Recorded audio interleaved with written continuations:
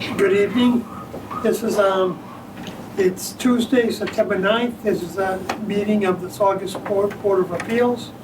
A continued deliberation on the application of 961 Broadway LLC for a comprehensive permit pursuant to MGL Chapter 40B 2023 and 70 CMR 56 to authorize the construction of 189 rental apartment units, 48 perpetually restricted as affordable units at 80% of AMI in 2 structures on an approximately 6.77 acre parcel of land located at 961 Broadway, lot number 1, plan number 1029, with 315 parking spaces, continued from September 4th. No testimony or public comment may be taken since the public hearing on this application has been closed. Also, topics not reasonably anticipated at the time of the original posting. I'd also like everyone to know that this meeting is being recorded.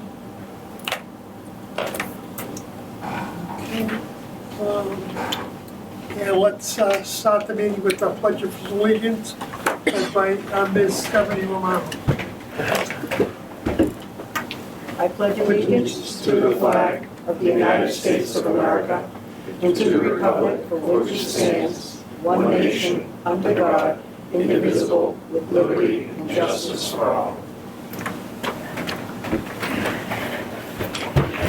And for the board members who may speak tonight, we should, with the oath, I promise to tell the truth, the whole truth, and nothing but the truth, so help me God. I want to introduce the board first, Mr. Peter Rossetti, Ms. Stephanie Romano, who's Mr. Frank Federico, who's an alternate on this, Mr. Christopher Riley, Mr. Bob Northrup, and our special town council, Justin Shelby. And we should get right into the meeting. As you were in attendance, we did go through the draft last week, and there's some changes, and Jeff has been working on the last few days. I'll turn the meeting over to him, and we'll take it from there. Sure. So for everyone's benefit, I circulated an updated draft of the decision, which made some revisions based on the discussion at last week's meeting. It also included some additional conditions that are boilerplate planning board conditions for residential developments, recent residential developments in the Business Highway Sustainable Development District. So unless anybody wants to focus on anything specific at the outset, I'd suggest we just go through the changes that have been made. Is that okay? Makes sense. Yep. So the first change is actually is a statement of facts on page number 3. I've added an additional paragraph that makes reference to the deliberative sessions last week and tonight. That may be it for a while. The next provision that's changed is on the top of page 7, which is on paragraph 16, C16 of the findings. I've added a sentence here based on the discussion of the board last week, that the board finds that vehicle trips associated with site work may be reduced by allowing for processing of materials on site, which would reduce neighborhood impacts.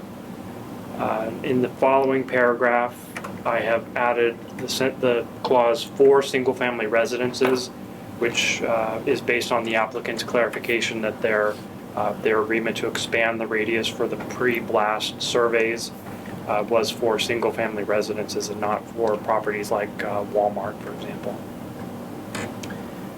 And if anybody has any questions or wants to discuss anything, just stop me at any time, but I'll just keep barreling forward. The next point where I wanted to stop, this is not a change in the draft, but this is based on feedback that I received today from the developers' representatives is on finding number C22, which is at the top of page 7, going into the bottom of page 7, going into the top of page 8.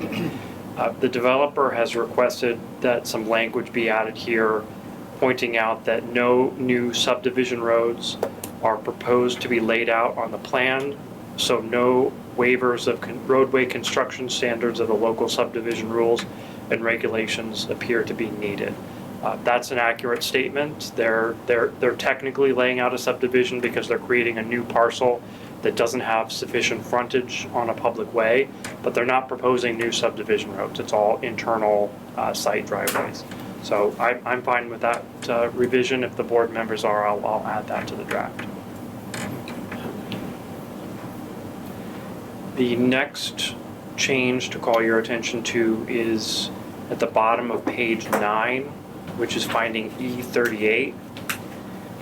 The developer here had requested a revision that contains the highlighted language in this section now that provides, if required by the Saugus Fire Department, final plans will require the driveway to be widened. The fire chief has reviewed the plan and signed off on it, but this gives him the flexibility to require 20-foot drive aisles as opposed to 15 on that boulevard coming into the site. The next one, the developer here had requested that we add a reference to the turning movement plans, confirming that the fire department's ladder truck can maneuver the site. That's accurate. The next change is on the bottom of page 10 in paragraph 46 here, which adds reference to the testimony provided by the applicant's representatives that the long-term parking spaces in the parking structure are leased, and that the leases will be terminated prior to project occupancy, and that the owner of the office parcel intends to upgrade the garage and landscaping in front of the office parcel prior to project occupancy. Those were all requested by the developer's reps. The next change is the next paragraph, which is on the top of page 11. The developer's representatives asked that a reference be made here that the office building is currently 100% occupied. The next change is on the top of page 12, which is in paragraph 53. Here I have added a clause. The developer's reps had expressed a concern that the statement here regarding safety was somewhat vague, and so I've added a reference that the concern here of the peer reviewers was based on the anticipated difficulty of parkers maintaining control of their car doors given the slope. And that language is based on the peer review comment letters that the board received and is in the record. So that's the last of the changes in the statements of facts. Does anybody have anything else you wanted to discuss in this part of the decision? Did you ever hear back from the police chief on the length of time on the? I did. Yeah, we'll get to that. You mean about the retention of the Yes. the footage? We'll Yeah. get to that. He wants 90 days, so that's in there. Okay. Yep. So moving right into the conditions then, the first one where I want to point out a change is condition number A9. The developer requested a modification here regarding the timing of the local regulatory agreement. We talked about this last week. The language has been modified here to make the local springing regulatory agreement that we talked about. The developer has to enter that simultaneous with the regulatory agreement with Mass Housing.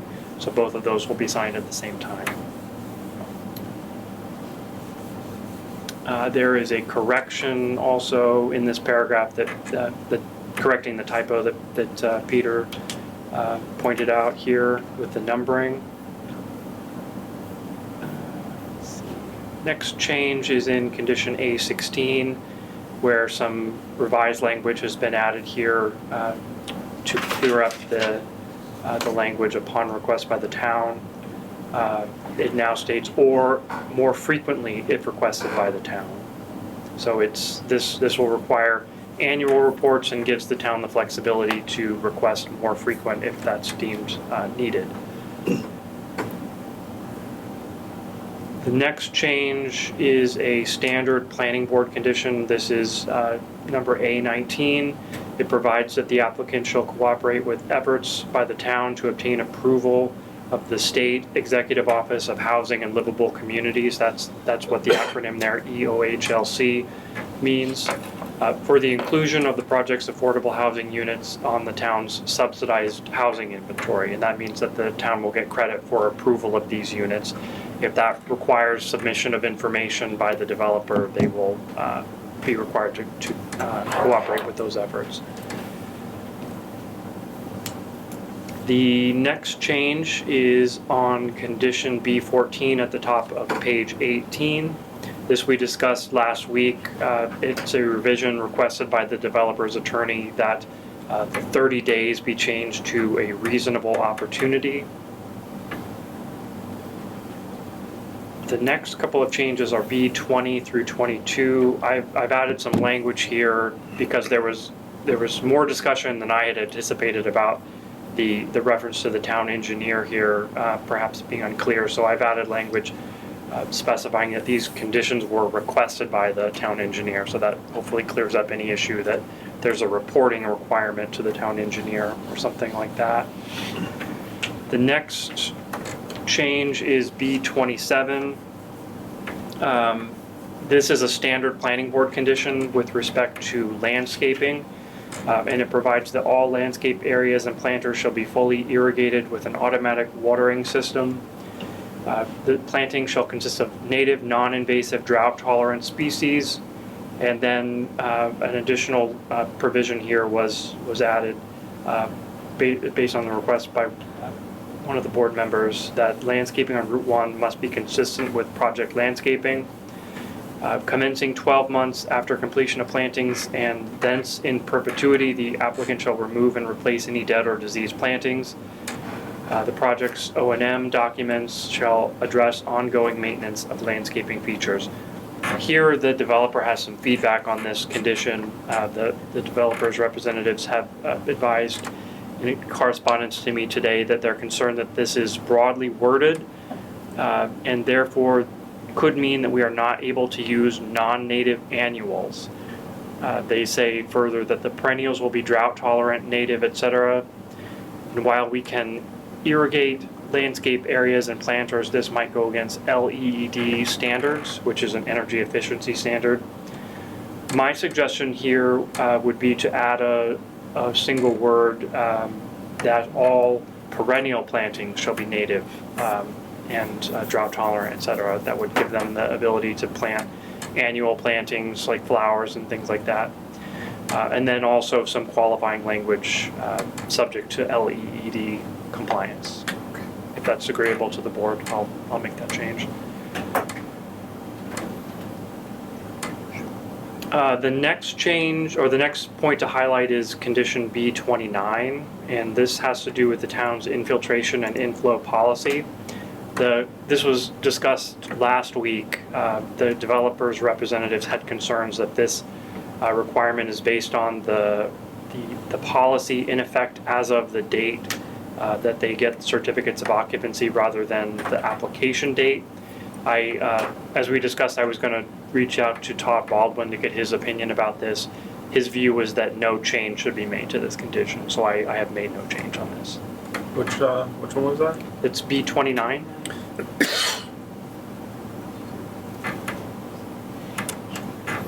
My understanding that is a point of contention with the developer. Yeah, I spoke with Todd about it, and he said that the policy is rarely changed. I think the concern here is that the rate that they may be required to pay, there was some concern that it might increase between now and when they get occupancy.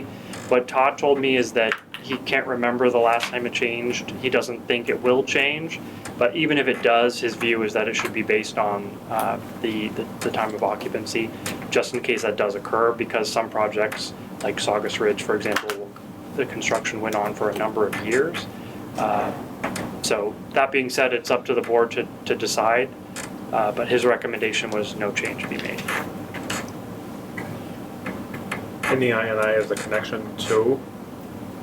That's, so INI, it stands for infiltration and inflow, and that's the fees that the developer has to pay, and all residential developers for multifamily have to pay towards the town's fund that's used to remove sources of inflow or infiltration of stormwater, groundwater into the town's sewer system. So basically it's used to fix the sewer system. If they find leaks that's allowing groundwater to leak into the sewer system. In your experience, is that typical? Because I feel like how can a project manager or a developer project costs?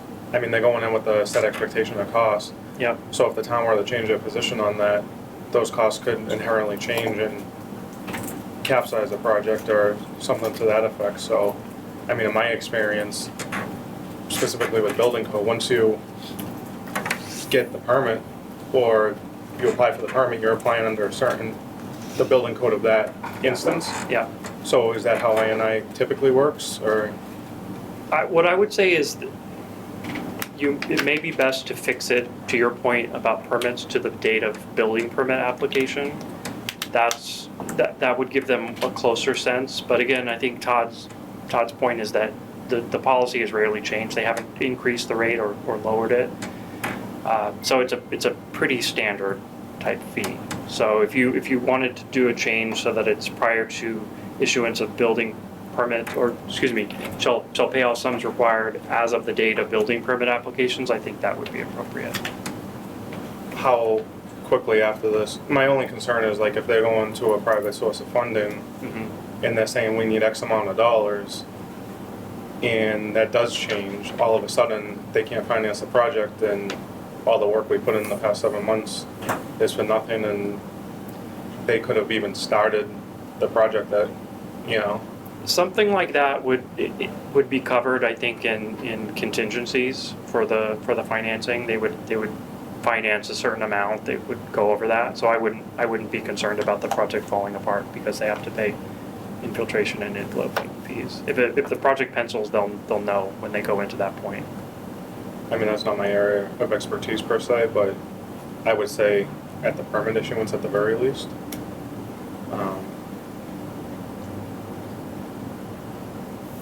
I'm kind of thinking too, it's what fair to the developer is to know the costs going in, that's what you're saying. Well, correct? my concern is moving the fail goalposts like we did with other projects in zoning, and then drawing a lawsuit against the board. You know, like the process is underway.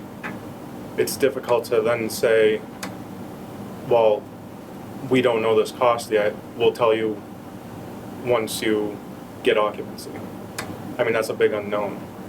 It really isn't, because that's pretty much set by the original state lawsuit that was brought when the town had to institute the INI regulations. And as Jesse said, it hasn't changed over the years. It's been pretty much fixed.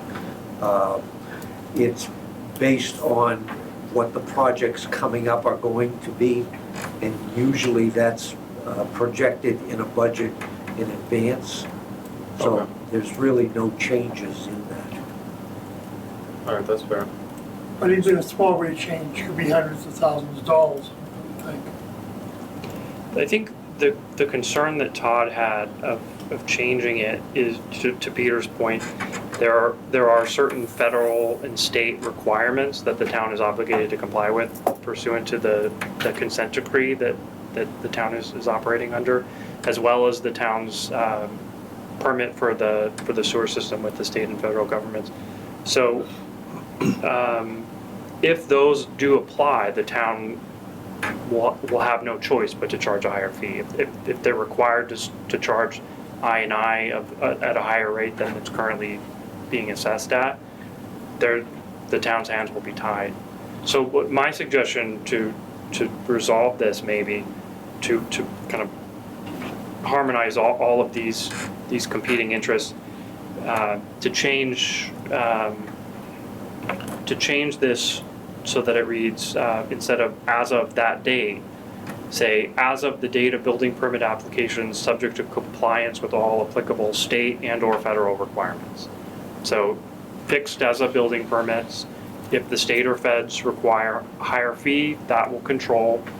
And then the developer will have a greater sense of predictability about what the fees will be, understanding that the likelihood that they'll change is pretty small. I think that would be fair, right? That sounds good. Yeah, it's something, Okay. I'm sure you'll hear feedback from the developer afterwards, and I think this is very fair. It's I think that's middle ground. the board doesn't I have just the feel authority like to when waive Frank federal says- law anyway. the way everyone seems to be lawsuit happy after lately against this board and other boards, I just don't want to set us up for another lawsuit on That's my or something concern. like I&I, that holds up a project or keeps something from getting done. But if you feel that language that will only increase if the federal state increases the charges, and that seems fair to all parties. I think so. Okay. I will make that change then. The next change, there's a series of new conditions you'll see here on the top, on the page 20. B31, this is a revision that based on our conversation last week, that with respect to being solar ready, I've now added language that Frank had suggested, that they'll be solar ready for installation of photovoltaic panels. Instead of that, it will be compliant with the applicable building and or energy code requirements in effect as of the date the applicant applies for building permits with respect to wiring of the buildings to be solar ready. So if Yeah. energy code requires it, they'll do it. If not, they won't. Or they may choose to do it anyway. Yeah. The next couple, these are drawn directly from recommended conditions, I should say, by the board's civil engineering peer reviewer. That's 32, 33, 34, 35, 36, 37, 38, 39. Those are all specifically requested conditions that were not already included. The one of these that I wanted to highlight for you is number 34. I've heard some concern from the developers' representatives this afternoon that they're concerned that this is not achievable to have sewer lines and manholes not be located within drainage basins because there is an existing sewer line that goes through one of the detention basins. So I had an opportunity to connect with the peer reviewer this afternoon to get his thoughts about that. And what we would suggest is modifying the language that's there in the draft now to now state that no new sewer lines or manholes may be placed within the drainage basins. And the peer reviewer was somewhat concerned about the existing drainage basin to the extent it's not watertight. So what we would suggest is that any existing sewer lines running through the locations of proposed drainage basins shall be excavated and inspected to confirm watertight conditions subject to inspection by the town engineer prior to the construction of the basins. So they're having to excavate out those sewer lines, make sure they're watertight. If they're not, do whatever is necessary to make them watertight, and then cover them back up before doing the drainage basins. That seems reasonable.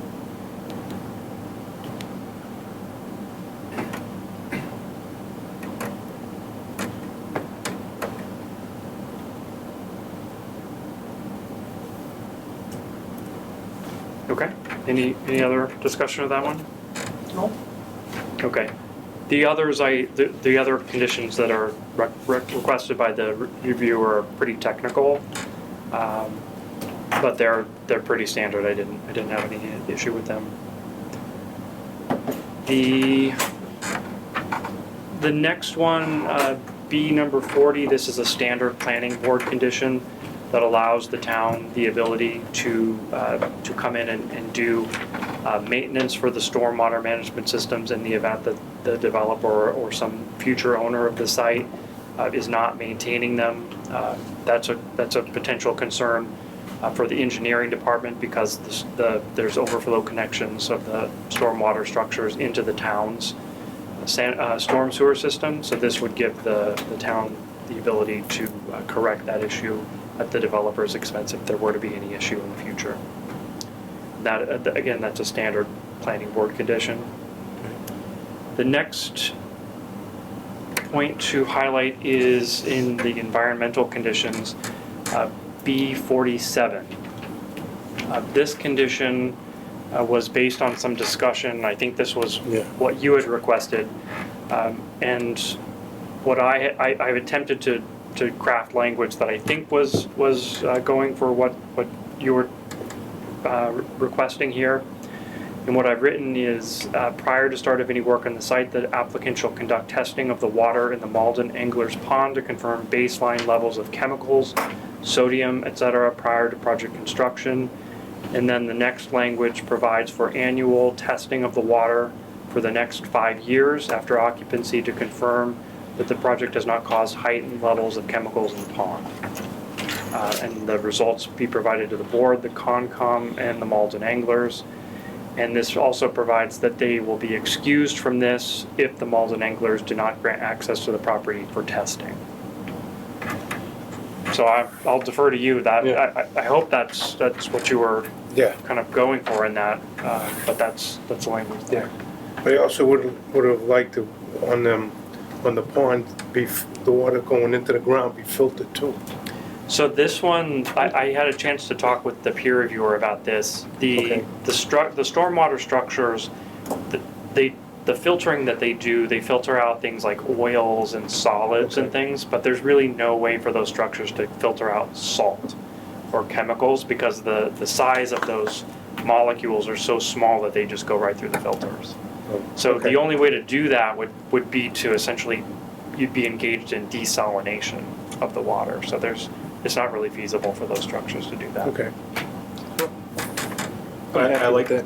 I do like this condition. My only concern is, so the developer will get a baseline, or the petitioner will get a baseline, and if those numbers do change, how can they determine that it's not a miss or an issue that the anglers caused by accident if they were trying to balance their water, as opposed, how do we know where the chemical or the issue is coming from? I feel like that may open up litigation between the two. Well, I should have said that the developer's attorney objected to this condition for the same reason. Okay. I think it's fair to say that the test results will show heightened chemical levels. If they do, it won't show what they're caused by. So it's data that can be used by any party to address the issue, but it doesn't necessarily mean that the developer is responsible for the condition. One of the things, we didn't specifically ask, but I feel like they said they are very meticulous on the chemicals that go into their water. So I'm assuming that they probably test and incorporate new chemicals periodically. So say they have a new member or employee that's, responsible for that, and they put too much or too little in, my concern is they may blame the developer, and the developer is doing what they're actually supposed to be doing, and it's not from them. So Yeah. I don't know if there's any verbiage that you could put in that would protect both parties, because I do like this condition. I'm just concerned that it will highlight an issue, but there's still no definitive party that can be held liable. So for instance, if the pH spikes, maybe they put a pH booster in their water, but they put too much in, and it's not coming from the developer, but it's plausible it could have. There's no definitive line. That's a tough situation to address, I think. From my perspective, I think the data that being out there could potentially be for the developer's protection in a situation like that, because they would have the baseline data, they would have data about what's going on their site, and then you know potentially would be able to say nothing that we've done on our site could possibly raise the level of this chemical or the pH, to your point, to the point that you're claiming it is now. And then if it does result in litigation, that's probably going to happen anyway, I think. And then you'd have data to be able to say, here's what it was, here's what it is, and then in that situation, the developer would be entitled to discovery of what the anglers have been doing, what did they put in their water. Maybe, to your point, they did put a pH increase or too much of that. Okay. So it's just data, really. It doesn't say that they're responsible. It doesn't say that they have to do anything. It's really just to help everybody monitor, because That's there's fair. no, you know, there's no liability that I'm aware of for the developer to address the issue just from chemicals being in the water. Chemicals seep into the groundwater now. They will. That's not a harm that the developer is necessarily required to address or would be subject to liability, Okay. even if it were to occur. So I think it's, if anything, it's about being good neighborly. All right. I went out to the site this weekend, and I noticed that I'd be more concerned with like the commercial stores of where Bank of America, Joann Fabrics is. Yep. I mean, what are they using? I'm more concerned I can see them, what they're using for salting or whatever Yeah. to get into the pond before it even gave them this construction project. Yeah. And also we have Main Street right out front. I mean, the Saugus salt there. Yeah. They use, I mean, is it too late in the game for us to request something like a no salt area, even out on Main Street? I see those often. There already is a restriction on the use of There is a restriction on condition. the use Yeah. of, On this property, but for not this on- property.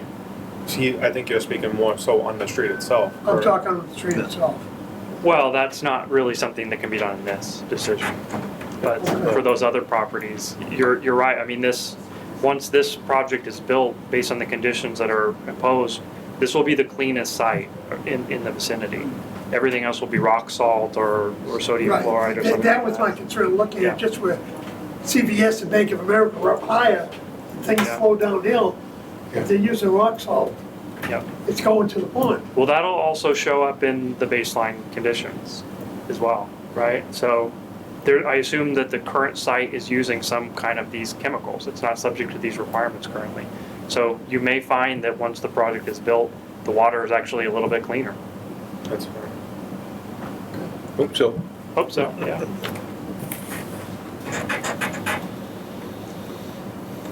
So if everybody's good with that,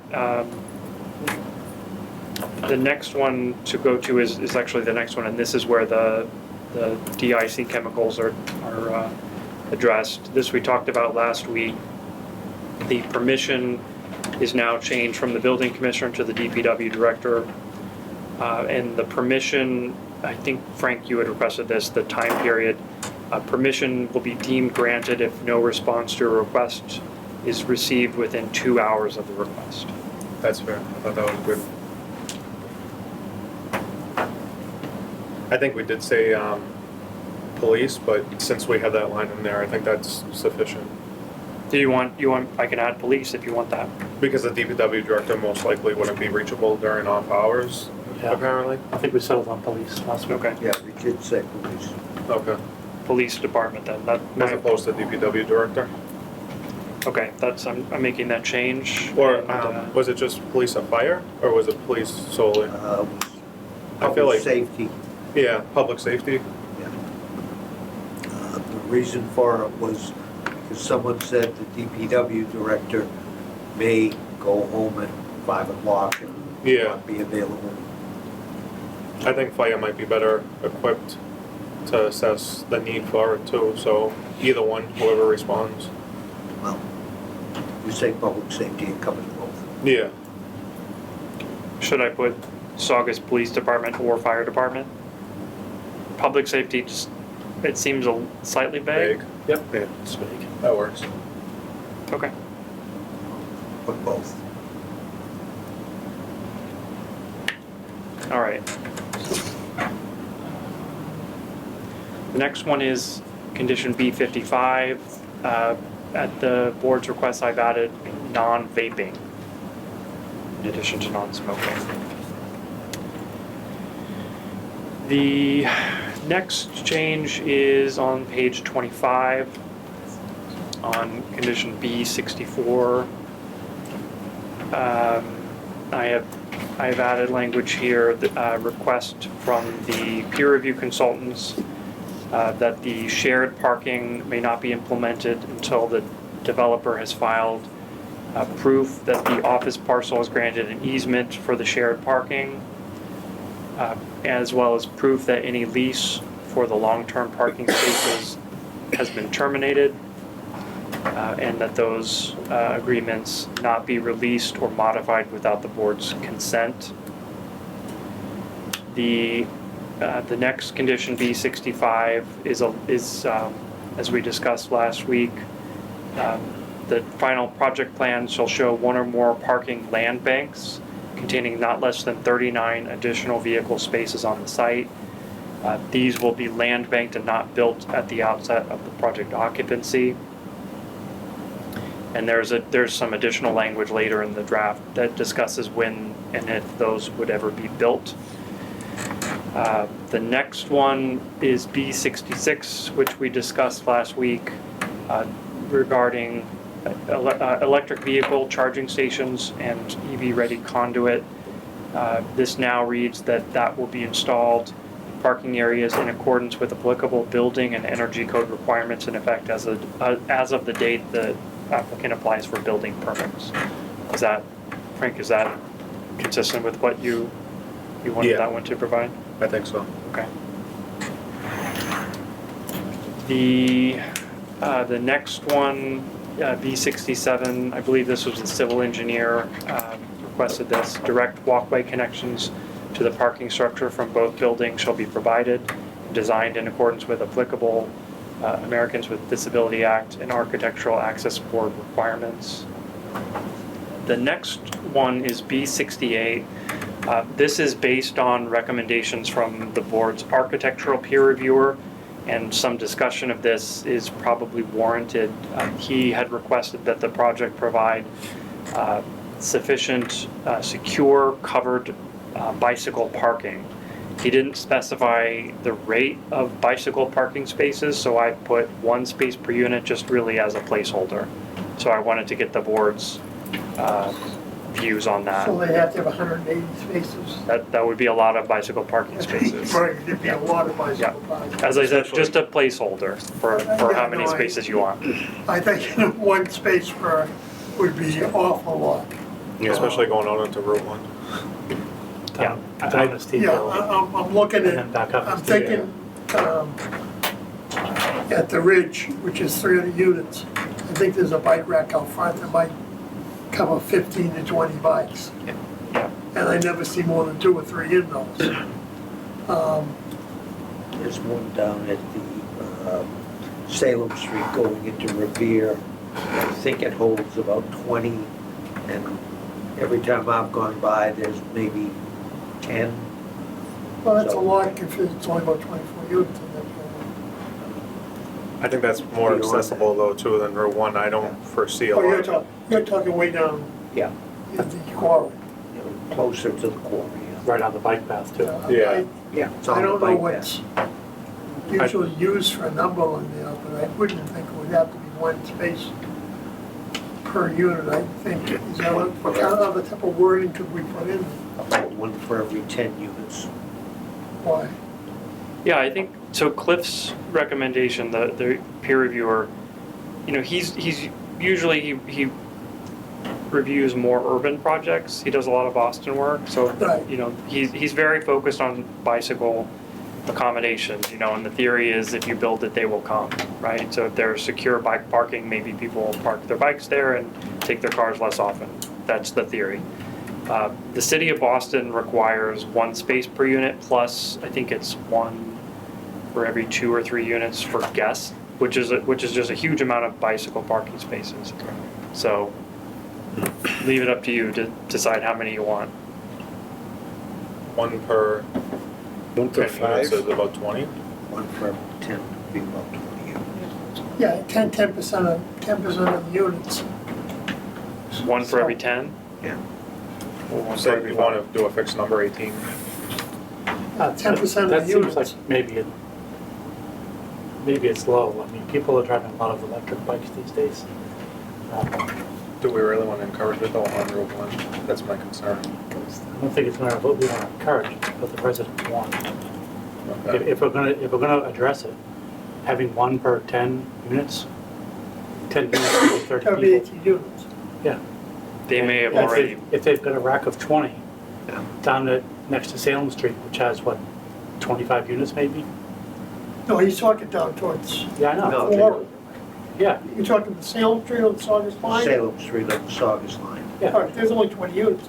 So there's almost 1 per unit, But something that's on on that the order. bike trail. The Right, other isn't yes. even on that bike trail. Right. That's a little bit different than someone being on Route 1. Yeah, know, those to- might not even be resident bikes. Yeah, I mean, We're trying on a bike trail, I can see people leaving their bike. Speaking- there and back. Yeah, those aren't all. Speaking about the electric bikes too, should we consider exterior storage? Because I mean, if one of the, it's been seen where batteries end up bursting and setting fire, bikes, they either put them in their units. like a bike rack on the or exit, something. do you think that would be Well, beneficial? that's what they use the word secure bike. I don't know if people would leave an Which electric bike tends to outside. get people to use That's it. true. I don't know. Yeah. Because they don't have to carry it up into For the, every 5 units, that would give you like 30, 38 of them. That should be plenty. Yeah. If you're spending You wanna go thousands to- of dollars on a Yeah. bike, I don't think you're gonna leave it parked out in highways. So what if we said 1 per 1 per 5 units? That puts about. That would give you lot of 38 of units. them. That would give you 38 38. spaces. That's Oh, it's double what you said. It seems like a lot, I just don't see people doing that much biking on Give you a Route shot. 1. I don't either. you know. I don't Okay. either. But the applicants brought bicycles up 100 times during the whole process. They feel strongly about it. I'm not sure again, Think it's Jesse, what did accurate? Did Cliff have a recommendation for this? he didn't specifically What was it? say how many he thought. Can you land bank? leave it up to the chairman. I'll split the 1 and the 2 and say 1.5 per unit, which would put the number at about 30. And that even seems excessive to me. Jesse, are you able to land bank them similar to the parking spots? I suppose you could. I think the developer's gonna want some guidance on how many they have to build. Especially where it's To start. indoor? Okay. Would, 30, what is it, 35? Or We 40? said 1.5. if they were to do 1 for every 5 units, that would be 38 spaces. What about 1 for every 7.5 units? Split that in 10. It'd be down around 30, that's being more of a number.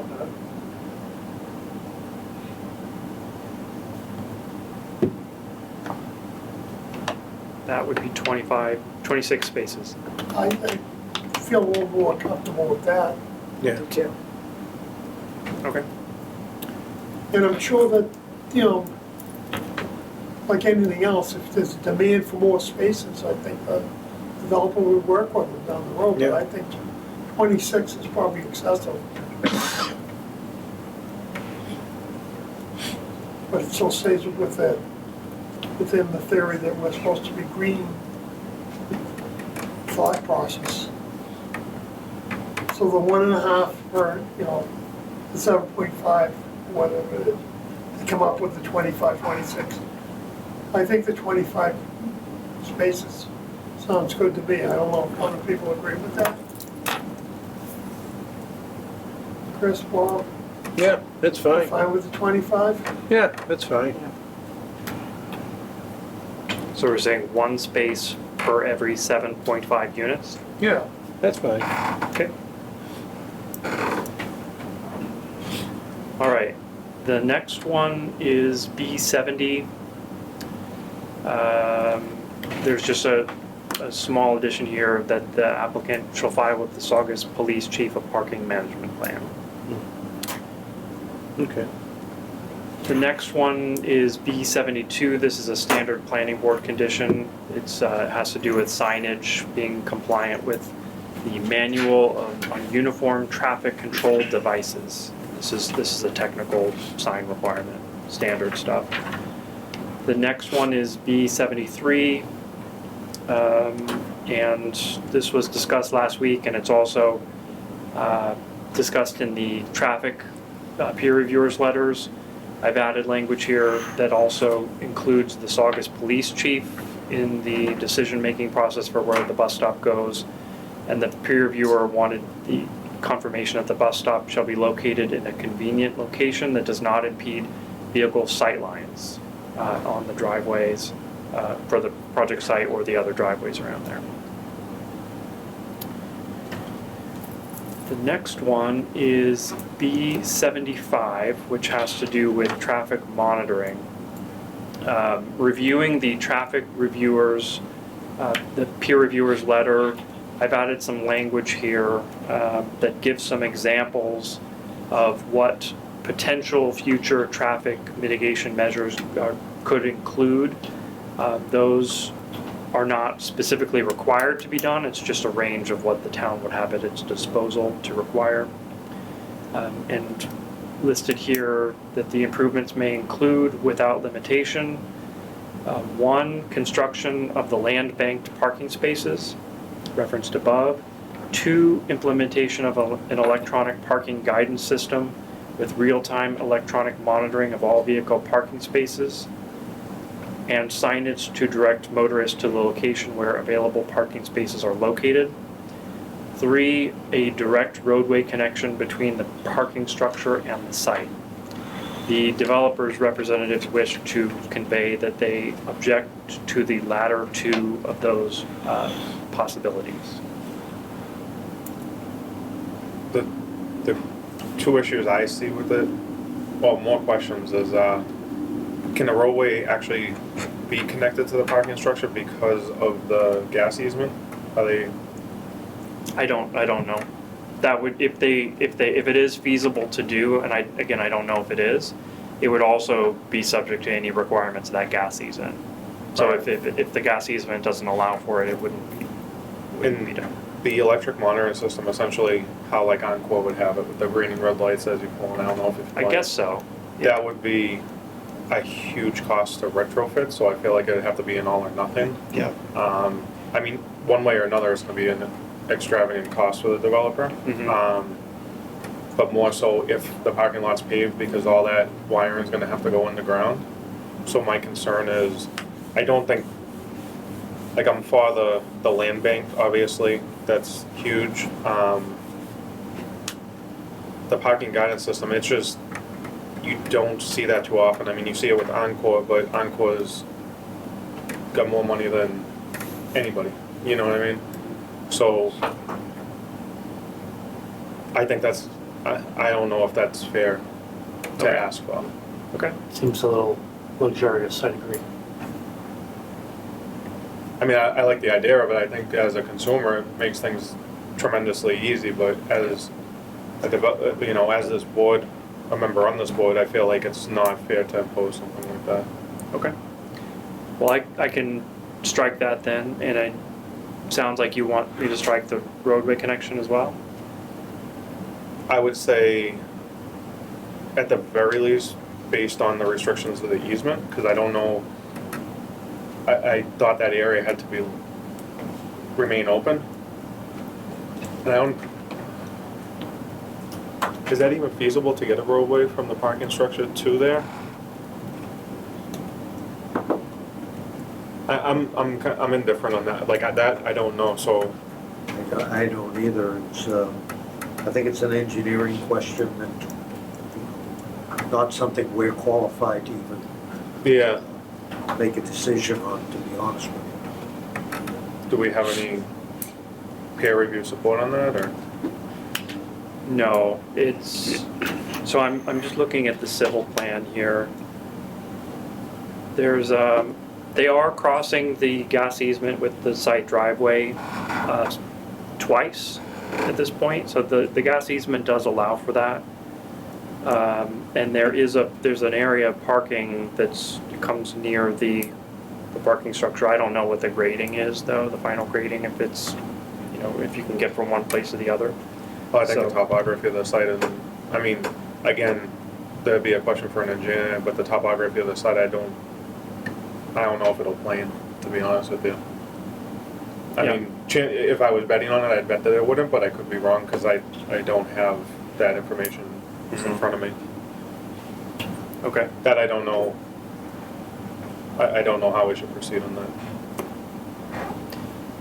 Well, I think we can either delete it or qualify it. So what we could, if you want to qualify it, you could say that the improvements will include a direct roadway connection between the parking structure and the site, if feasible and permitted by the gas pipeline easement. Or we could just delete it. And I think Qualify? I think qualified, just leaves the option there. So why is it there to begin with?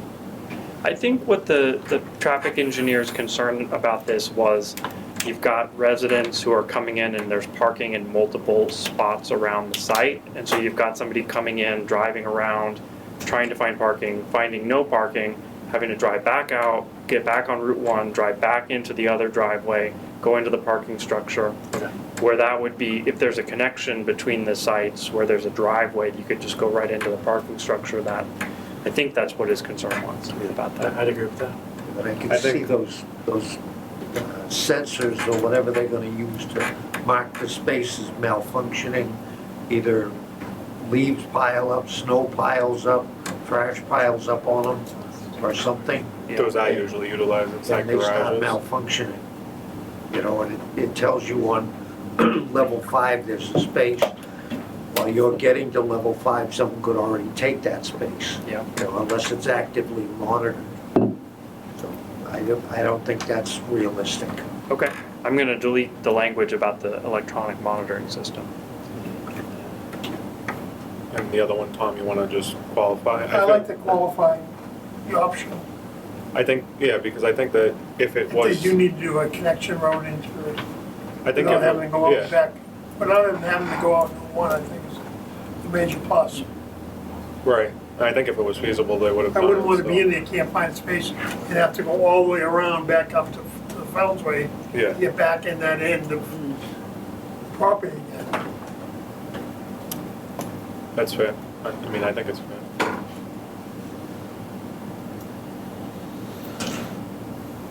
Okay, so I will make those edits that we've discussed. And the next one is condition B78 on page 27. The developers' representatives had expressed some concern here about the language referring to unshielded point sources of light. So to address that concern, I've added some proposed language that states that compliance with this condition shall require that point sources of light that are visible from public ways and/or adjacent properties be shielded in order to mitigate glare and light trespass. So the lights have to have the shielding on them to shade them down. They can't be floodlights pointing out, and Okay. this provides for mitigation, not that they not be visible. The next one is B80, and this is the one, the Chief Riccardelli's request for security camera footage. His request was that the footage be maintained for 90 days. So I've included that there, or for such other period of time as he may specify. 90 days, it seems pretty excessive. I mean, most of the things like the parking structures in Boston are 30 days. And even that's fairly excessive. if you have someone who, their car gets hit while it's parked or something, usually they notice relatively quickly, and, you know, they'll make a request for the films or to see something, but 90-day storage is pretty significant. Maintaining that, I can see being an issue. I think 90 days is excessive. I don't have You any- wanna go against the police chief's recommendation. He might have his reasons that we're not aware of. I mean, I don't think he's pulling a number out of his hat.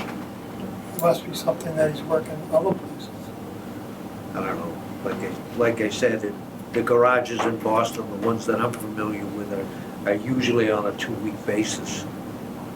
What the chief said to me was, he said I would accept 60, I would like 90.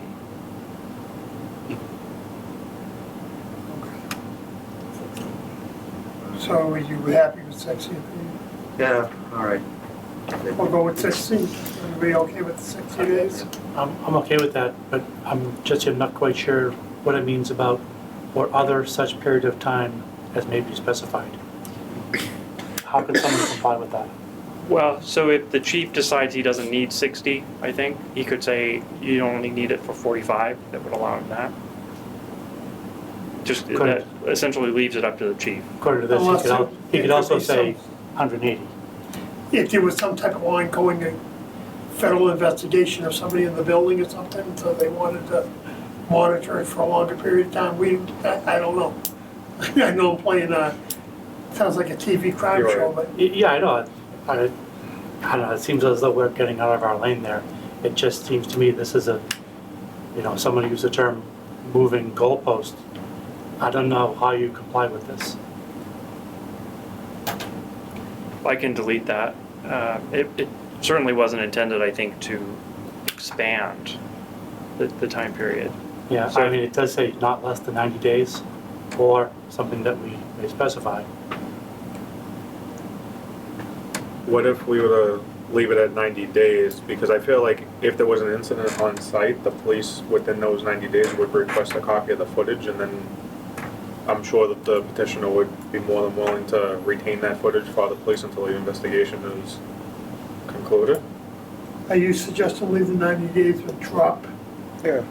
the rest of it? I feel like, I don't think the petitioner is gonna go against the police. If the police say, hey, can you keep this footage for a year, or send us a copy of the footage so we can retain it for our own, I don't see them. That's usually what happens.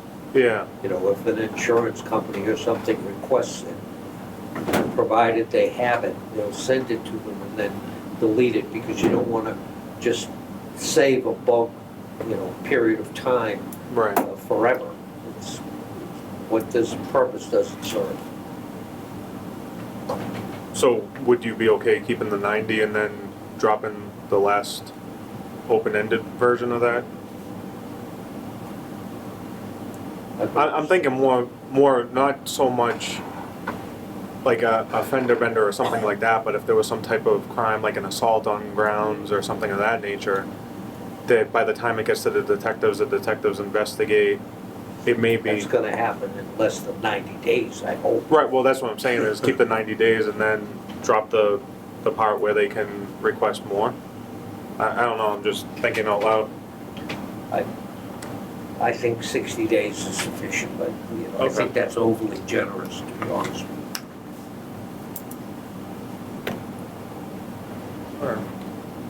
So you're still on 60 days but drop the language. Yeah. That's fine with me. So 60 this, days to drop the language. 60 Chris? days and then end. Yeah, I don't feel strong about the 60 or 90.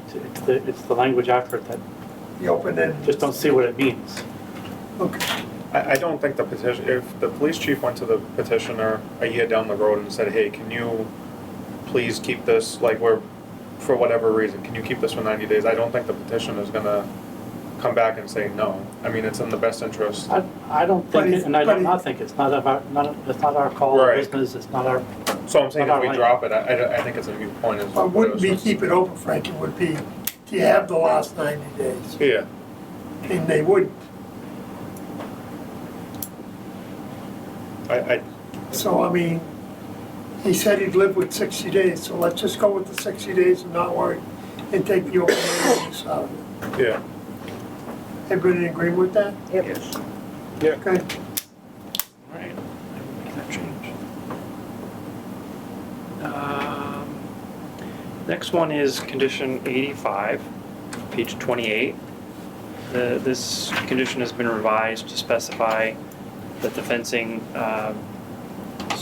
be solid fencing, and that signage be installed to prevent project residents from accessing the Malden Anglers property or Forest Street by foot or other means. Signage to be installed with spacing providing not less than one side every 75 feet. That was discussed last week. The developers' representatives objected to this. Let's see what they said. They say a chain link fence exists today by the angler's property. The applicant is happy to put signs on it with the angler's permission. We don't want to create a second fence. Per the plans, the applicant is proposing a 4-foot height wood fence and guardrail combination at the angler's side. This fence will be interrupted by the gas line easement where we are not allowed to install fences. There's an update on that point because they actually are allowed to install fences. they can't install a fence across the easement there? They can, Okay. yeah, as long as it has a gate. The angler's fence, does that have barbed wire on the top of it on that side too? Do we know? That I don't. On the back side, Yeah. on the forestry side, I believe they do on the back side too. So my issue with this last week was just to make it non-climbable so people aren't trying to traverse that. Yeah. Well, they're not climbing over the barbed wire. Well, so I have no problem putting an exception excluding the angler's chain link fence with barbed wire, and then the rest of it being solid fence. My main focus is that is so that nobody can actually traverse the terrain and get onto Forest Street. Mhm. Okay, does the addition of the solid fencing, is that, Solid climber resistant, Yeah. maybe? The idea was to keep people from climbing up a chain link fence. Right. Yeah. That was the solid. And if it has barbed wire, then that, climb resistant? Is it- yeah. Yeah. Sure. Okay, And with the exception, they don't need to put another fence where the anglers is because of the barbed wire. So I would consider that to be climb resistant. right. So,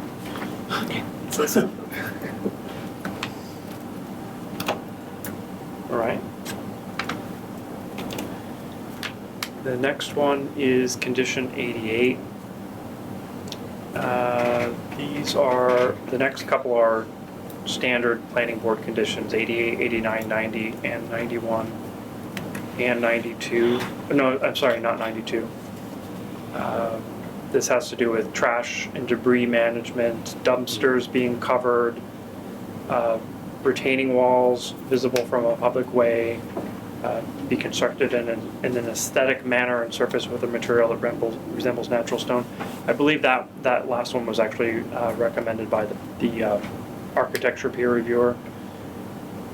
Retaining walls 4 feet in height shall be designed by a structural engineer. That's required by building code anyway. And then the 92, this was requested by the civil engineer peer reviewer, that the construction documents include final retaining wall details, including the elevations of the walls and measures implemented to resist hydrostatic pressure. What he has in mind there particularly are the walls that are near the detention basins, where there will be groundwater behind the retaining wall. Because of that, those walls will need to be designed to be resistant to that pressure of the water. The next condition is, this is some revision which is lining up the hours of construction activity with the standard planning board conditions with regard to what activities are not allowed to happen outside of work hours. And then one of the board members, I think it may have been you, requested that the non-construction hours include the day before Thanksgiving, and the days before and after Christmas. Thank you. Did you also say the day after Thanksgiving too? Black Friday or no? Yeah, around Christmas and after Thanksgiving. Oh, both of Day- those? Day after Thanksgiving. Okay, Yeah, that's not Yeah, it. thank you. okay. So before and after Thanksgiving, or was it just, I just meant the day after. just the day Yeah. after? Okay, I'm sorry, then that's, it should I have should said have them both, but the day. the day before is not generally the day of peace and quiet. So. Yeah, more like chaos. So just the day after Thanksgiving and then Yeah. before after Christmas? Then, okay. All right, number 96, this was a request by the architecture peer reviewer. And he noted in his last letter that the applicant had committed to build the project to LEED silver or better standard and designed for Passive House Institute US's PHIUS certification. I will be candid, I have no idea what that means. I know it's about energy efficiency. The developer, their feedback on this one was they requested that we be clear about designing to these standards as opposed to obtaining a certificate. So my suggestion here would be we could add a couple of additional words, sufficient for certification or something like that. The certification process is lengthy and expensive, so they can design the building to meet those, that criteria. A lot of people do, they just don't go the extra step and get the certificate. So as long as it's built to that, the piece of paper is kind of irrelevant. Okay. Does that modification work?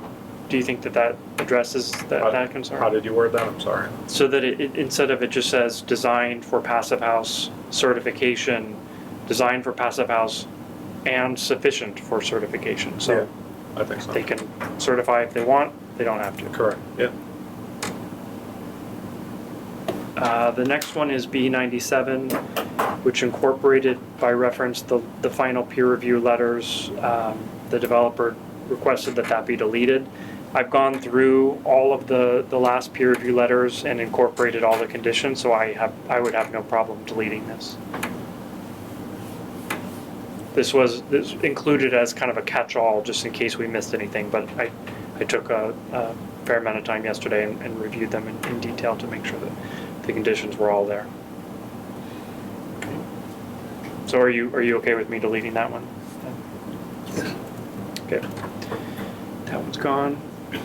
The next couple are standard planning board conditions. The requirements of the decision are binding on successors if the developer ever sells the project or the buildings, and that the conditions run with the land. The next one is a standard provision that allows the board to enforce non-compliance with the decision. This is a standard planning board condition. The next one is on page 30. This is C4. This was requested by or recommended by the civil peer reviewer that the applicant should consider a request for determination of applicability to ensure the interests of the Wetland Protection Act are maintained. What that means is there's a process with the Conservation Commission called a RDA, or request for determination of applicability, where a developer would file a plan to request confirmation that work that they're proposing is either not within a wetland buffer zone or wouldn't implicate the Concom's jurisdiction. It's a pretty simple filing, and that would provide confirmation that the Conservation Commission doesn't have jurisdiction.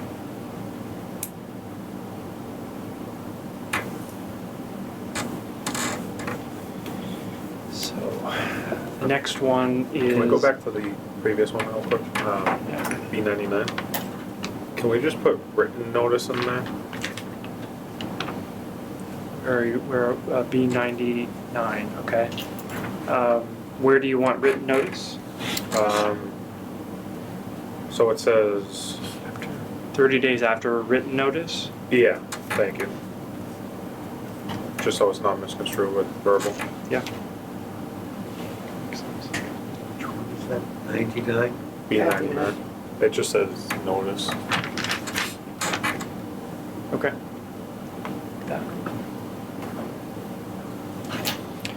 The next changes are on condition C7 with respect to the construction management plan.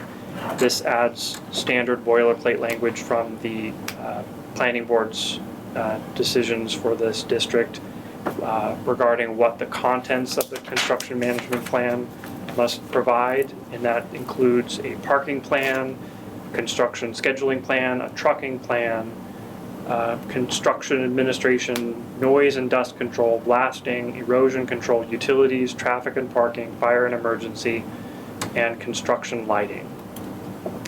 I think there is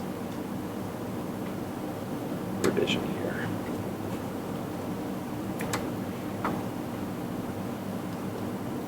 No, never mind.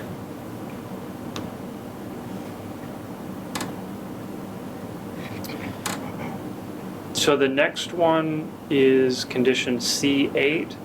There was quite a bit of discussion in the peer review correspondence about what the construction impacts would be on the residential streets behind the project site. So this proposed language would prohibit construction vehicles from using any of those local roads. So essentially, the main one being Forest Street, but in addition to that, all of the other local roads between the project site and Linfells Parkway. Unless the trucks were using Forest Street or maybe Thomas Street to get back out to Route 1, most of these local roads would be roads that they would have no reason to go on anyway, but this kind of belt and suspenders, those roads will not be used to reduce the construction impacts on those residents.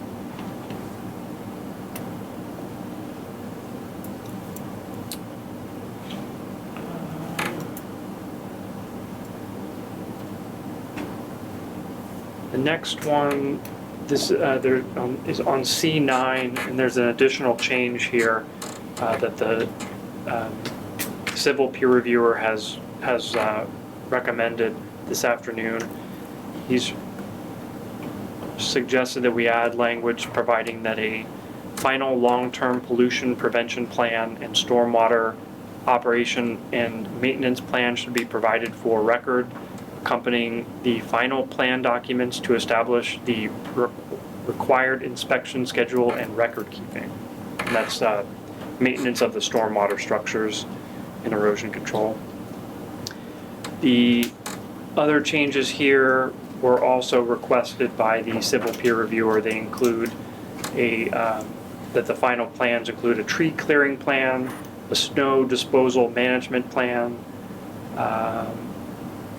and a note on the plans providing that the contractor shall comply with Environmental Protection Agency general construction permit and town stormwater permit, and maintain construction erosion control measures.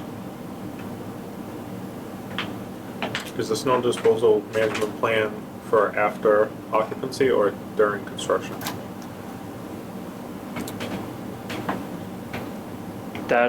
He doesn't specify that.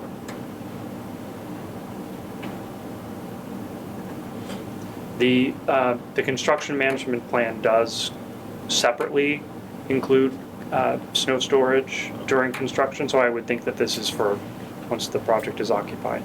Fair enough. All right. The next one is C12. This is a standard planning board condition that requires that a temporary sign be placed at the site with the name and contact information for the applicant, the developer, general contractor, engineers, architects, and other relevant parties. That's for informational purposes in case any residents have a complaint that they need to bring to the developer or the contractor's attention. The next one is next couple are standard planning board conditions that the applicant has to take best industry practices for controlling dust, odor, vibrations, noise, and vermin, and comply with standard state noise policies.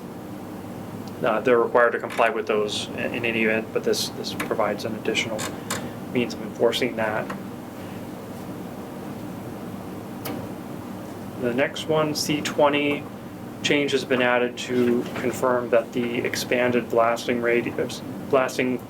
pre-blast survey radius is applicable only to single-family residential properties. And the civil peer reviewer has recommended some additional language that states that the developer has to obtain approval from the gas pipeline company for the work, including all safety measures and protocols that must be followed. The next condition is C21, which has to do with rock crushing and processing on site. And this we talked about last week. Based on the discussion we had, my understanding was that the board wanted to allow for processing to reduce the truck traffic from vehicles having to haul material away from the site.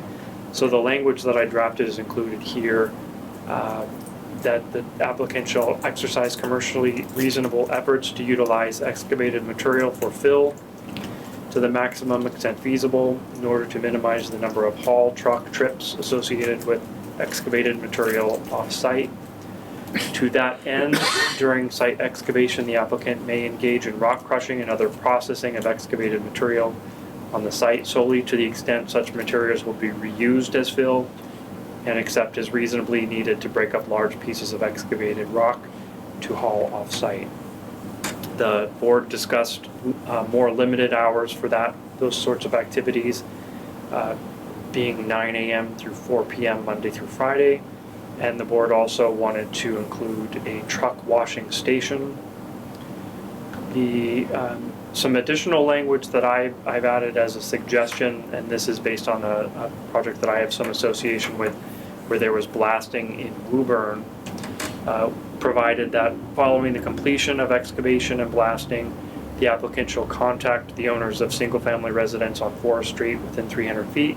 And that would be just the residents on the project side on Forest Street, and offer a hose down of their roofs in case there's dust that's accumulated. That's something that I've seen done. I will note that the applicant has objected to that.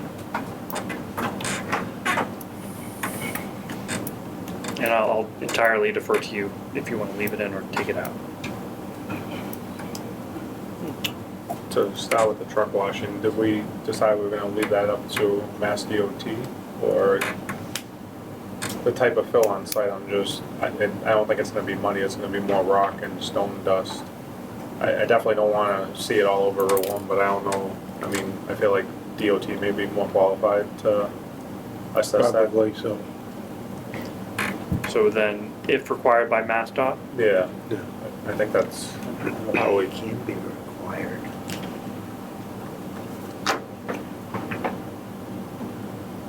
So you're saying if it's something that Mass General Law is gonna require the contractor to do, no Mass DOT, Department of Transportation, because they have to go in front of them for their, the highway If they access permit. require it, it doesn't matter that we say it here. yeah.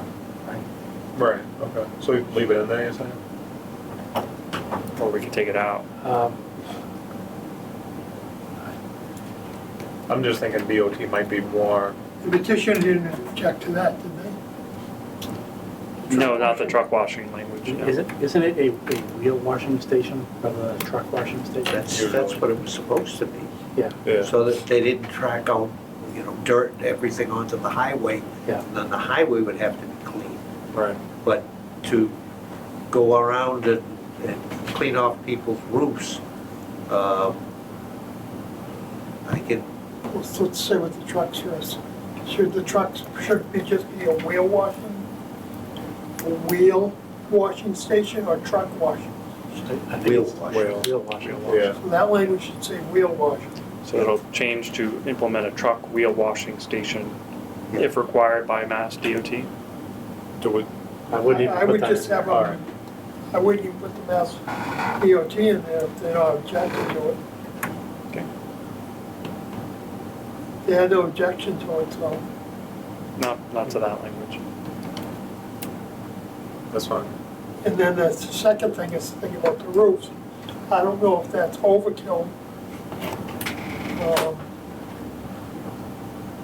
Yeah, because then you're gonna start getting into landscaping and all kinds of, you know, if you wash the roof off and someone says, hey, it killed my shrubs, you know, or something You don't along know. those lines. I think between buffer zones and everything else, and I don't think that's necessary. I mean, Take Does anybody else feel that way? Yes. they'll be using blast mats, that's gonna keep a lot of it down. Yeah. And there was testimony that there'll be small blasts because they have to avoid significant line. vibrations for the gas. The last thing in this condition, it states no sale of excavated materials may take place on site. I think Frank, you had mentioned that one. I think that'll reduce the amount of trucking to and from the site, especially since the petitioner is gonna be using their excavation company, they can control that better as opposed to a truck coming in for sale. They have no correlation to the petitioner, so they may not know the guidelines of the site. I think it's gonna be better, no sale. And They just, can still take their material out and go sell it somewhere. Yeah, they can sell it off-site, they can, Okay. it's also gonna prevent that from being crushed on-site. and that's also, just by the way, that no crushing or no sale of material, that's a standard planning board condition now. So that you're within your range to. Yeah. to- I mean, I want them to utilize all the material they can on-site, which I Yeah. think that addresses. Yeah. I just don't want them crushing it, having excess crushing Yeah. if they don't need it. So as drafted, they can only crush what they're gonna reuse, and then if they get really, really large rocks that they can't fit into a truck, they can crack that. Yeah. Okay.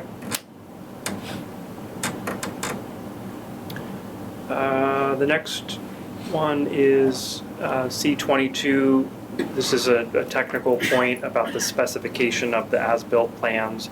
This is a standard planning board language. Next one is C26, and this has to do with the organic fertilizers.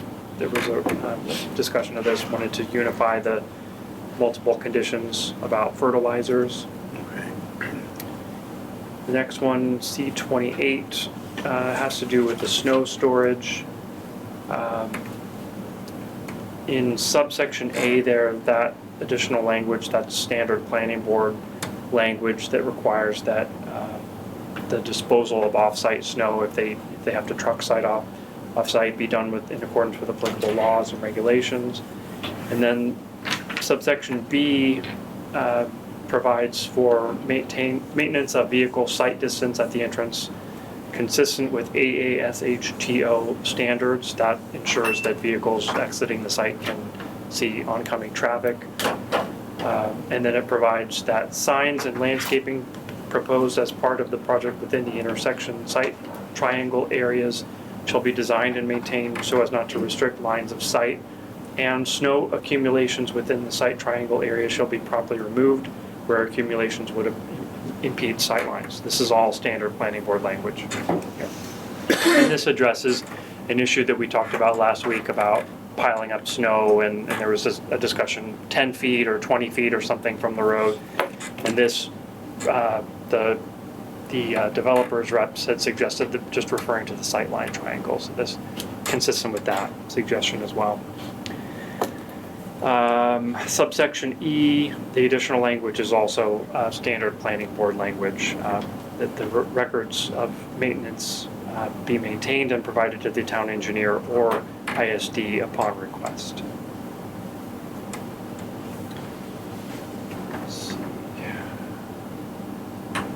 The next one and the last one on the project conditions is on E2, the top of page 37 going into the bottom of page 37, top of page 38. This has to do with the buffers, retaining walls, and fences Let's see here. I don't think that there's been any change here, but the developer in their correspondence to me did raise this issue. Their comment initially today was that we have reached out to the pipeline and have not yet had a connection with them. However, based on their handbook and prior discussions, the applicant does not believe it can commit to this requirement, which they're referring to fences across the easement. The applicant is not allowed to do anything that would be a hindrance to the gas line's ability to access their pipeline. If there's a leak or break, they must be able to get to it. We can provide a large sign on either side of the easement to not cross over it. I later heard from from Lynn Sweet, the developer's rep, who said that she just reached the project manager from the pipeline for our site. He said we could put our perimeter fence partially on the pipeline 30-foot easement, but we need to leave a 16-foot wide opening. We are allowed to install a 16-foot wide gate at either end as long as the pipeline can put their own lock on it. And the applicant is fine with this condition. So we can include a fence as long as it has a gate. It does provide in the language as drafted that the gate, access controlled gate if needed. And I would suggest that we add language specifying that the pipeline company have access to that lock. Yeah. Okay?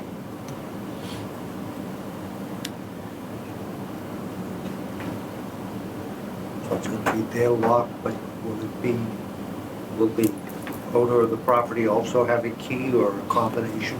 I would think that, well, that'll be Or the fire department?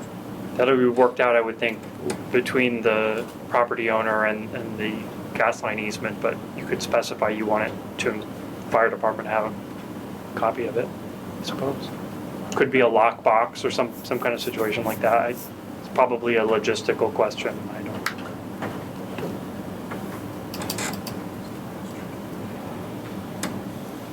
Just make sure I'm.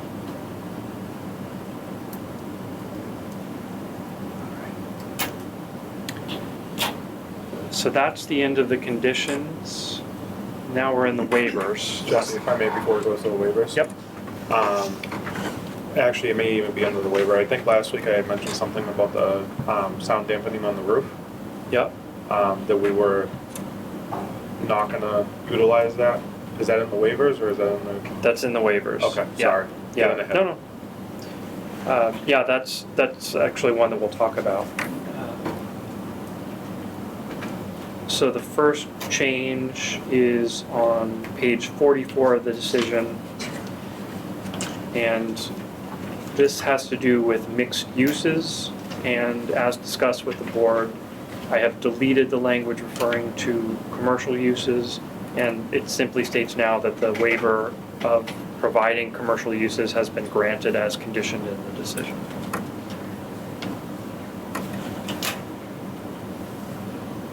Next one is on page 45. There is a deletion of language which refers to the project complying with this section as it applies to adjacent properties zoned Business Highway Sustainable Development District, and now simply states that the waiver is denied because it's unnecessary. All adjacent properties with Forest Street frontage are not zoned BHSD, therefore this section imposes no requirement. Next change is further down in on that page, and then going on to the top of page 46. The previous language had provided for the buildings to be solar ready and HVAC equipment to be fully screened. Those have now been deleted. And simply now states that it's granted as conditioned, no roof decks or access to roofs to be provided. Next one is on the bottom of page 46, and this had previously included a requirement for horizontal building facade interruptions, and the board decided that that was not necessary. So that language has been deleted. to simply state that the waiver request has been granted as conditioned. Next one is on the top of page 47.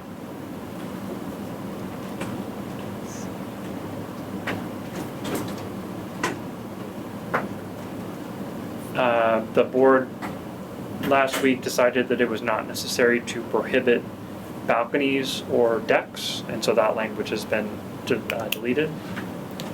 The next one on the bottom of 47 had previously provided that the HVAC equipment be screened.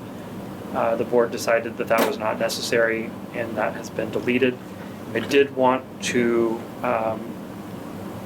bring to the board's attention on that point, and this is one of the notes that's in the margin here, that the architectural peer reviewer did actually recommend that there be screening for the rooftop HVAC equipment.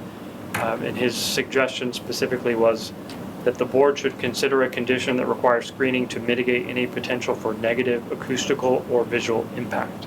So the discussion of the board last week was that you didn't think that that would be necessary, and I take that to mean that the screening of that equipment is essentially provided by the building itself.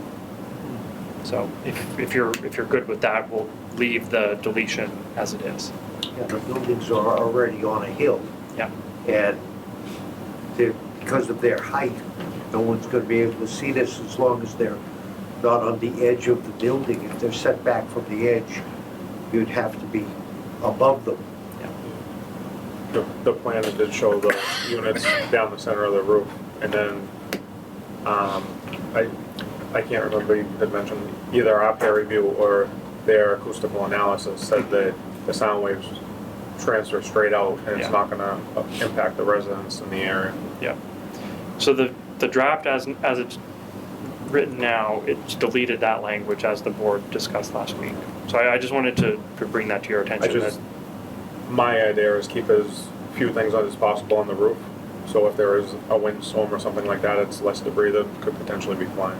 Yep, I think that was the developer's concern about it as well. So we'll leave that language deleted as drafted. The other point to bring to your attention is on the solar ready issue. The peer reviewer's comment here was that the building code requires that the building be solar ready and the project will pursue passive house certification. The board's decision should be conditioned to require a rooftop mechanical layout that leaves the possibility for a future array possible. So I think what he has in mind here is that wherever the HVAC equipment is located, it should be laid out in a way that provides for the potential future solar panels. As he's pointed out here, the building code will require it, and passive house certification, I guess, will as well. So I think that requirement is already embodied in the code requirement, so I don't think you need to make a change here. Can we just say that if feasible or something to that effect, to keep the AC units down the center of the roof so that they're not, that's the reason why they're not going to be visible, because they're not going to be on the edge of the building. So if it's taken to an account in the design element that those AC units remain in the middle of the roof and the solar is placed around them, I think they should essentially get priority so that they're not visible. I don't know how you'd want to word that. How about this? HVAC units must be installed near the middle of the roofs to provide screening and to leave room for possible future solar array. Sounds reasonable. So long as it's feasible. I don't want to speak for the designer, you know what I mean? Yep. Because they may come back and say that, no, however, the panels have to be aligned, it's not. But that should be given attention. But if that's the case, then we should go back to the prior condition and say they need shielding around the AC units if they're on the roof, or the HVAC units. If they're not gonna be in the center, then they should be shielded. Okay, so if the HVAC units are not centrally located on the roof, shielding would then be required? Yeah. But Just that so was the that I- rationale for not having the shield. Yeah. So that I'm understanding they would be not in the center if that's necessary because of the solar panels? So if the HVAC units can no longer be located in the middle of the roof, then they would require shielding. But if they are, then shielding's not required.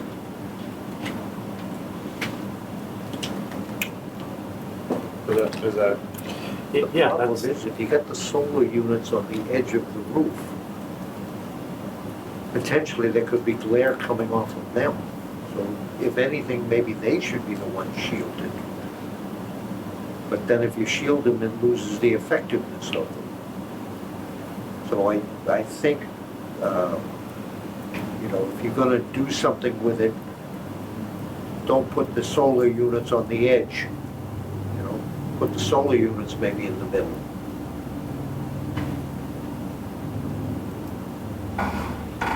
that's fine. It still goes back to putting shielding around the HVAC. Yeah.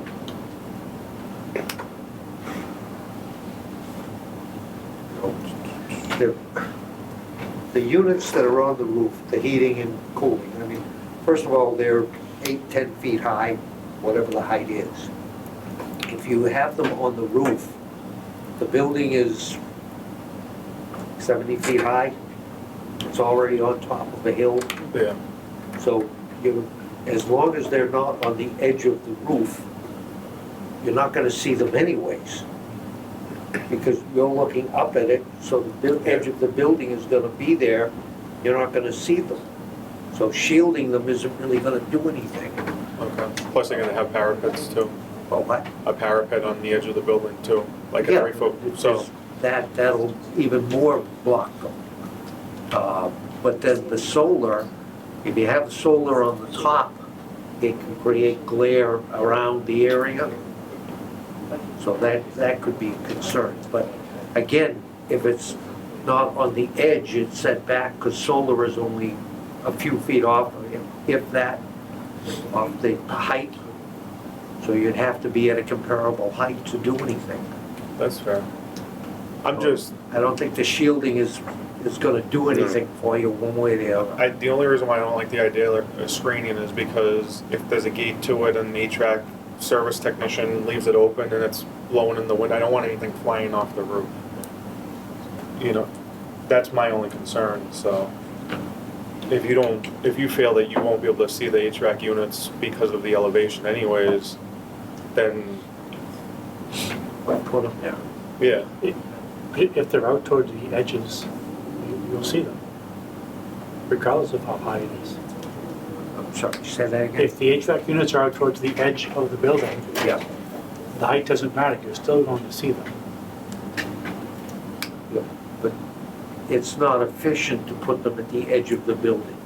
You put them in the middle so that way, I don't disagree, but it's not our business why they might put them there. Just that it should be shielded if they're in the line of sight. all right, we'll put a condition saying they can't be within 20 feet of the edge of the building or something. But then the whole reason we came back to this is that it conflicts with, we don't know what would be a feasible layout for the solar. right. One thing to note here, if they did seek to change the location of those condensers or heat pumps or whatever they are, they would have to come back to the board to notify you of that change. So they're currently showing them in the middle of the buildings. If they want to move them to the outside, they would have to come back before you. Okay. That's fair. Yeah, the solar installation is gonna be at rooftop level. I mean, it's gonna be this high off the roof. It's not, 10 feet off the No. top of the roof. Right. So if they did put the solar on the outside, the other thing too is the solar panels are gonna be angled at some degree.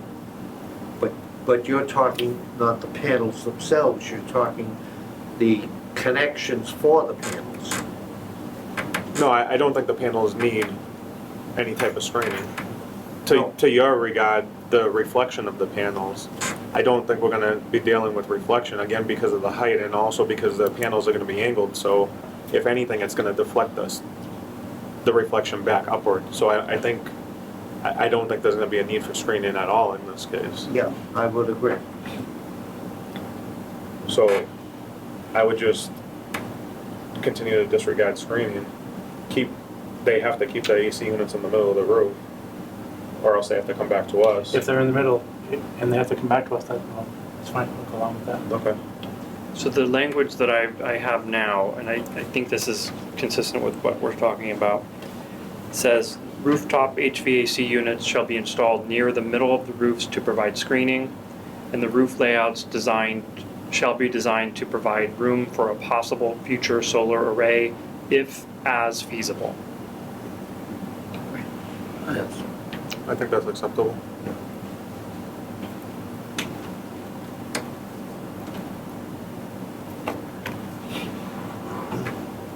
All right.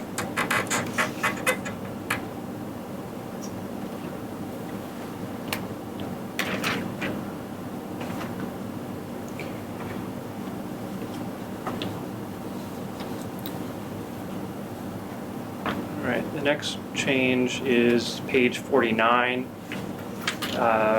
This has to do with the end of parking rows. The board discussed this last week and wanted to change this to that the waiver would be granted as conditioned due to concerns that if the developer were required to comply with this, it could potentially impact the land banked parking situation. Similarly, on the next one has to do with the planted parking buffer zones in between 15 or more contiguous parking stalls. The board had the same concern that requiring this could impact parking, and so that has been changed to waiver granted as conditioned. I did want to bring to your attention that the civil peer reviewer did recommend that the board require compliance with this condition, but he was thinking about solely site design and wasn't taking into account your concerns about the land bank parking. As far as I know, the civil reviewer has no idea that you're considering land bank parking as an option, so he's not looking at that at all. So I'll defer to the board about what you want to do here, but unless you want to change it, I think we'll just keep it as the waiver granted. Yes, I think so. Yeah. All right. Next one is on page 50. This is on accessibility. The developer was concerned, we just talked about this last week, they were concerned that this could be interpreted to impose a local requirement that's stricter than state or federal, and the language has been clarified modified to clarify that the waiver is granted to the extent this section may be interpreted to impose requirements that exceed those of state or federal law. So essentially, if state or federal requirements for accessibility are applicable, they'll be required to comply regardless. This won't impose a higher standard than that. The next one is further down the page, has to do with the light sources not being visible from the street, and that's been changed now to the waiver is granted as conditioned, and the condition that's relevant here is the one we talked about a little bit ago about light sources that are visible from the street have to have shielding on them. They can be visible, but they have to be mitigated. Next one is at the bottom of page 51. And this has to do with the issue of shared driveways. The recommendation of the traffic peer reviewer is included in the margin here. His recommendation was that the developer should consider driveway consolidation and other design features along Route 1 in coordination with adjacent landowners and Mass DOT. And so the modified language that I've included here, based on the discussion that we had last week and the peer reviewer's recommendation, now provides that the regulations concerning shared access to property now states granted as conditioned herein except as noted. If agreed to by the respective property owners and if permitted by the existing gas line easement, that was a concern we talked about last week, the applicant should enter into reciprocal easement agreements with the owners of the office parcel, which the applicant owns, the hotel parcel at 999 Broadway, and the Hockeytown property, providing for mutual access to allow for shared access and a reduction in curb cuts on Route 1 in the event that these adjacent properties may be redeveloped in the future. Such shared access agreements may not reduce the number of parking spaces on the project site, including any land banked spaces. There's a little typo here I'm going to correct. Under no circumstances may such access agreements provide for access to Forest Street.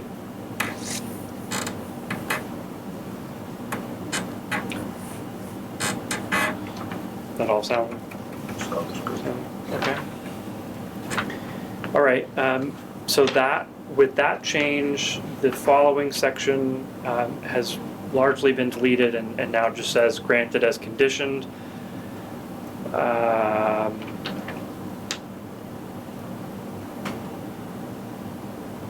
Same as the following one on page 53, now granted as conditioned.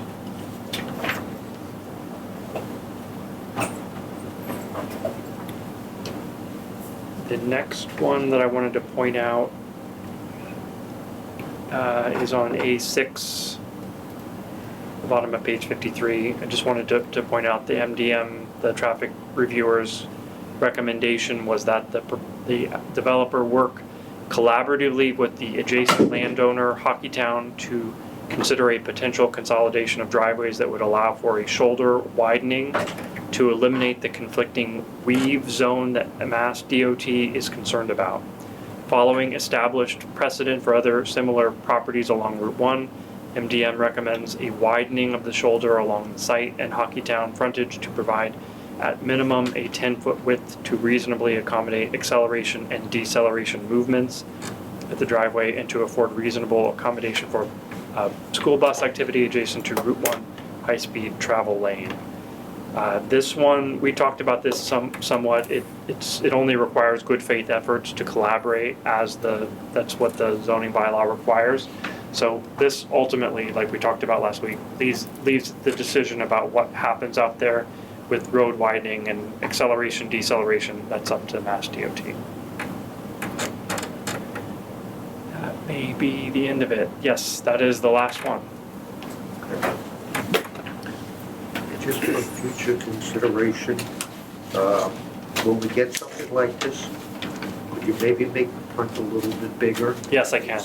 Yeah, It's a little difficult to see. I would benefit from that as well. Yeah.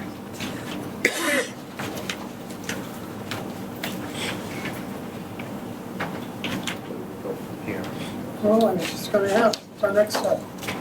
Well, so there have been some changes that we've talked about tonight. The board, if you're ready to vote on the decision with the changes that we've discussed, which I've been making as we've been going along, you can vote to approve the decision as drafted with my changes that I'm going to be making, and then I'll circulate the decision tomorrow for you to sign.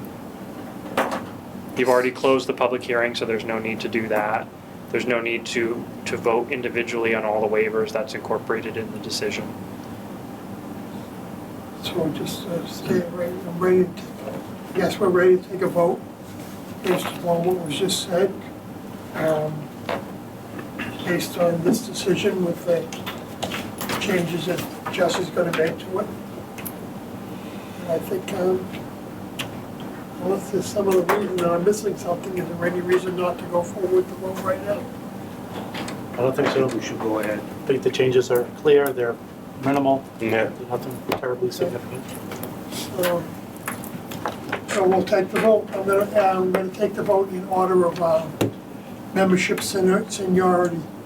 I think that's the fairest way to do it. That would be, so, Mr. Rossetti, Yes. Ms. Romano, Yes. Mr. Riley, Yes. Mr. Northrup. Yes. And I am a yes, and although the vote doesn't count, we'll take your non-vote, Mr. Federico. I would also vote to approve, yes. Okay. So it's a unanimous 5-0 vote, 5-0 with an extra. with the extra being, and I did that purposely because things might come back we need to vote on. I want to thank Ms. Romano who stayed with us through this 40B and is now leaving the board. So Frank might sit in for her, so that's why I kind of pulled him in a little bit. Yeah. So Understood. that, not only that, because it's so, Thank you. it's contributed so much. I also want to, I'd be amiss if I didn't thank Clark and SCCTV for all his hard work. And we couldn't have got through this without our attorney, Sean. All right? Is there anything else for us to do tonight? And our peer reviewers too. What? I said, and our peer reviewers. Well, I thanked them previously at all the meetings and in the audience and the angles of their professionalism Yep. and their quality. What about the actual signing? So I'll circulate the decision for you all to sign. We can talk about logistics. Do we What's the have to best way to sign do that it? within the 60 days, which would be Friday? We need to stamp in the decision with the town clerk by Friday. Yeah. So if you can So, get down to town hall, if did anybody actually happen to print out a copy of it? If you want to sign the signature page, you can do that, I suppose. Since we're all here. the signature page in the draft.